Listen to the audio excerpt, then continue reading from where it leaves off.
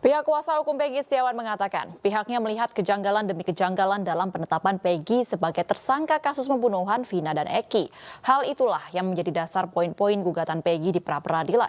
Saya akan menampilkan kepada Anda poin-poin penting yang menjadi gugatan tim pengacara Peggy Setiawan kepada Polda Jawa Barat dalam sidang pra-peradilan tadi siang. Yang pertama adalah ciri fisik dan usia yang berbeda antara versi DPO yang disebarkan Polda Jabar dengan versi yang ditangkap oleh polisi. Peggy Setiawan dalam DPO polisi berusia 22 tahun saat peristiwa terjadi di tahun 2016.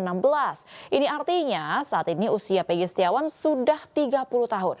Sementara menurut polisi, Peggy juga memiliki ciri fisik berambut ikal dan berkulit hitam.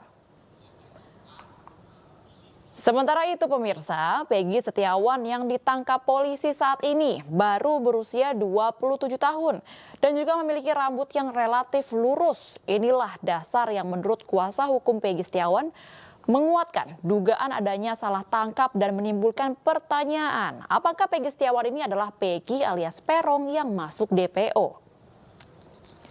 Dan poin lainnya yang menjadi sorotan kuasa hukum Peggy adalah soal alamat.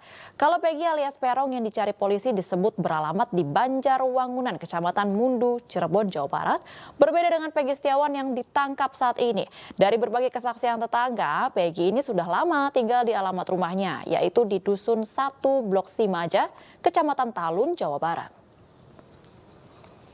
Selanjutnya pemirsa, poin lainnya soal penetapan tersangka yang dianggap janggal. Menurut kuasa hukum Peggy, sejak tahun 2016 ini tidak pernah dipanggil atau diperiksa polisi. Meski saat itu rumahnya sempat digeledah, tiba-tiba di tahun 2024 ketika kasus Vina muncul kembali ke publik, Peggy ditangkap oleh polisi lalu ditetapkan sebagai tersangka. Kuasa hukum Peggy juga mempertanyakan alat bukti yang membuat kliennya ini ditetapkan sebagai tersangka. Sebagai informasi bahwa dibutuhkan 2 alat bukti untuk bisa menetapkan seseorang sebagai tersangka. Dan hal itulah yang dipertanyakan. Bukti relevan dan sah apa yang dimiliki polisi untuk menetapkan Peggy sebagai tersangka? Ini yang akan dijawab oleh Polda Jabar esok hari. Poin selanjutnya, kuasa hukum Peggy juga mempertanyakan kemana 2 motor keluarga Peggy yang sempat disita polisi 2016 lalu.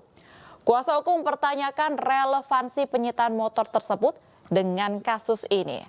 Dan karena tidak ada laporan dari polisi bahwa motor ini jadi bukti dalam keterlibatan Peggy di kasus pembunuhan Vina dan Eki.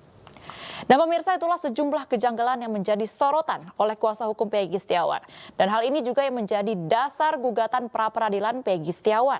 Lalu apa jawaban dari pihak Polda Jawa Barat atas gugatan para pengacara? Dan itulah yang akan kita dengarkan di sidang lanjutan pra-peradilan Peggy besok hari.